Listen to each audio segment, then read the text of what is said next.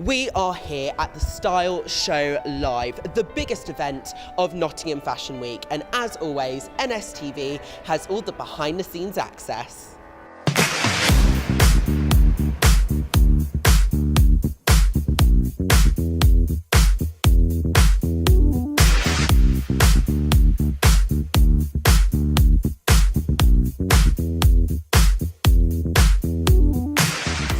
You have a little sneak preview of Nottingham Fashion Week, the models, the dresses, the styles and what's coming up. But who's presenting this amazing event? None other than BBC Radio 1 DJ Alice Levine, and we got to chat to her. Alice, thanks so much for joining me.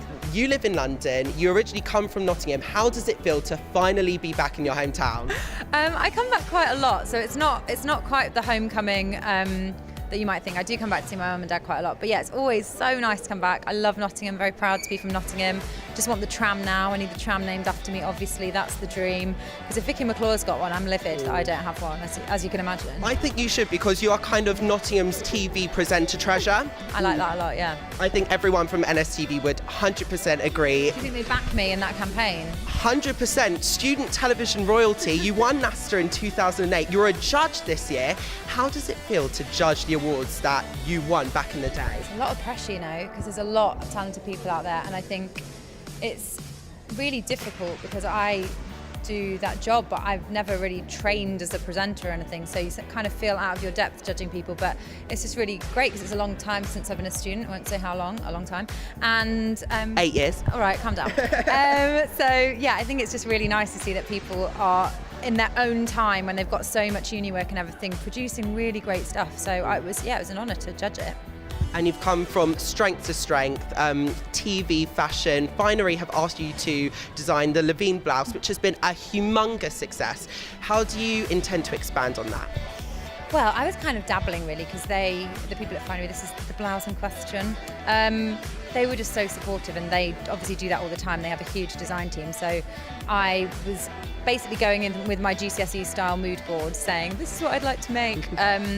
So I'm not sure I'm quite ready to launch out on my own. I think I'll leave that to the pros, but definitely a great experience. We'll see what happens next. Who knows what will happen. So definitely a career in fashion of some kind. Surely. Now, where do you tend on going as a presenter? Because you've done so much stuff. You've done BB Bot. What has been your favourite moment? Oh, that's hard. That's a really hard one.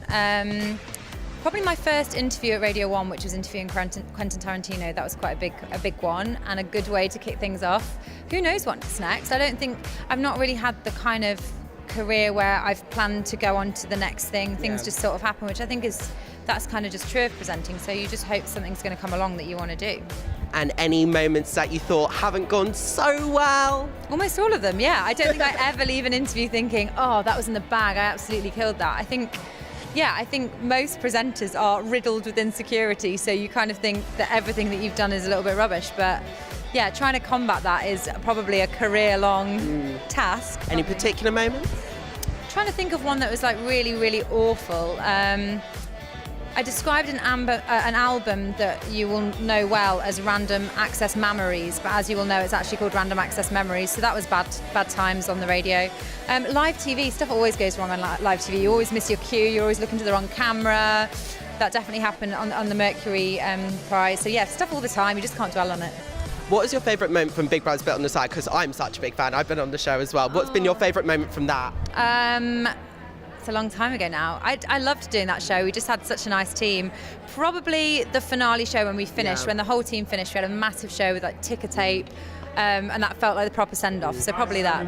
Snog, marry, avoid. Let's do it Radio 1 style. Okay. Nick Grimshaw, Chris Stark, Greg James, Snog, marry, avoid, and why? Okay, I'm going to marry Greg because we spent quite a lot of time together. So I kind of know what he's like because I did the Gregathlon with him. I'm going to avoid Chris Stark because sometimes he has really dirty food or dutty food on the show. Like yeah, and he made me a kebab once, so I'm going to avoid him. And I'll give Grimmy a snog because you know he'd be a good snogger. Yeah. 100% Grimmy. Good kisser. And final question, it's not a fashion event without this, but who are you wearing? I'm wearing my blouse by Finery, and I'm wearing some M&S down here as well. Perfect. Alice, thanks so much for joining us.